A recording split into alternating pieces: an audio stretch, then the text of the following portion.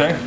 Chocolate is going to go on the left side here. I'm going to show you. Like how to do this because. Yeah, do not spill that. Yeah. If you see, you grab it like this, and now you have all kinds of control. I can take this lid off. Try not to over squeeze. Don't over squeeze. Right now you're kind of over squeezing. See, I'm just kind of keeping that. How's that? Perfect. All right. And then all you're going to do is just kind of, you can knead right in. Just kind of pour it in nice and easy. Just like the hair color.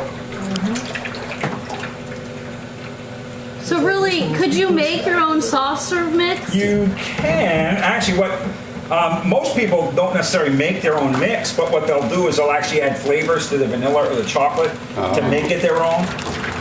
If you wanted to add like maybe a little vanilla flavor to it or A little bourbon. Yeah. so you can do stuff to it.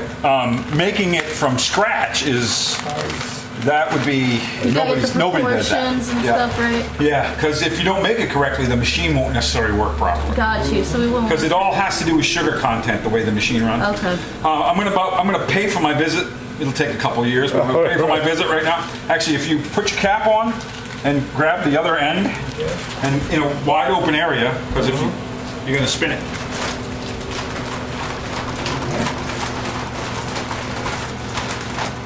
So just And then that you- little extra. Oh, I love it. Another It's another not a ice little cream. extra. Actually, can you imagine after a season of 500 cases?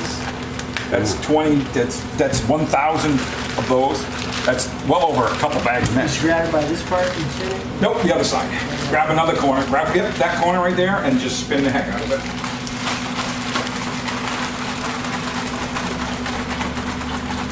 That's good. Go, you're making this look way more difficult than it has to. Let me show you something real quick. There you go. Yeah. That's, try not to get it too wrapped up there. Now, It's the same with me. yep, perfect. But you're actually, try not to get it all bunched up again. Keep it open. It's the same amount of mixing there. Yeah. There you go. There you go. You just made 10, they just made $5 more. Okay.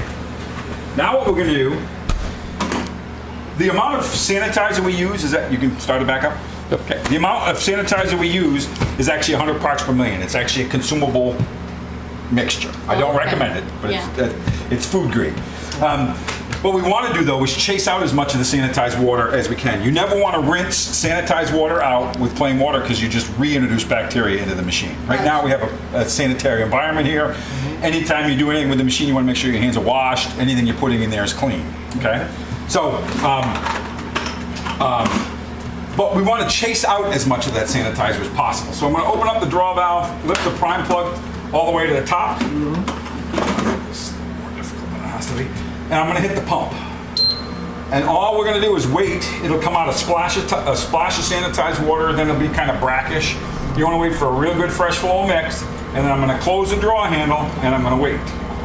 I'll show you what this looks like. That little lever on the right side, is that for air? This is the prime plug. This is the prime plug. Right now, see it came out with a splash of sanitizer. Now it's kind of brackish. Waiting for a good fresh flow mix. That's good. And what's happening right now is actually this. If you look on the back of this door, there's a little tiny hole that this is a tin, and you can hear it. Primer. You hear it, exactly.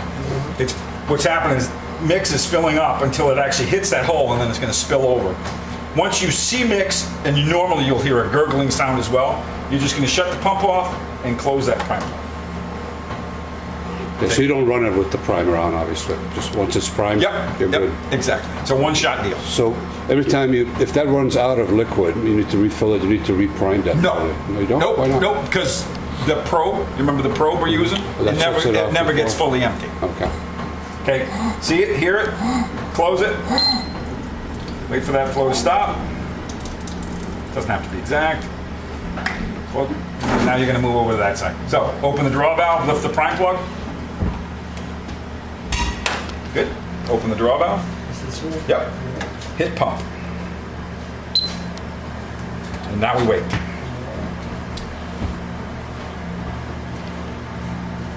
Not too bad. Probably do this in like, what, an hour? Once we do good. A couple hours. hour and a half.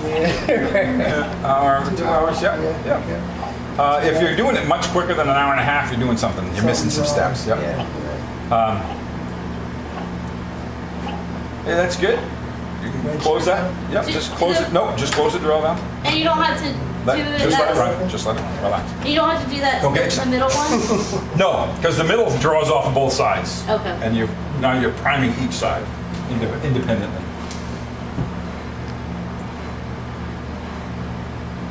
You can hear the air. So we're waiting for that sound to stop before he pushes the primer down. Yes. Well, you're going to shut the pump off, then wait for this flow to stop, and then close the prime plug. It's all about air. We're trying to get the correct amount of air to mix ratio right now. If you don't do this correctly, the machine, if you just put the mix in there and started it up, it starts squealing and do all kinds of nasty things. Okay, starting to make noise, hit the pump up. Yeah. Wait for that flow to stop. That's good. Close it. Now all you're gonna do is hit auto. Somewhere around 10 to 15 minutes, we'll have finished product. You wanna, what do we do with my other bucket? You wanna clean those up and then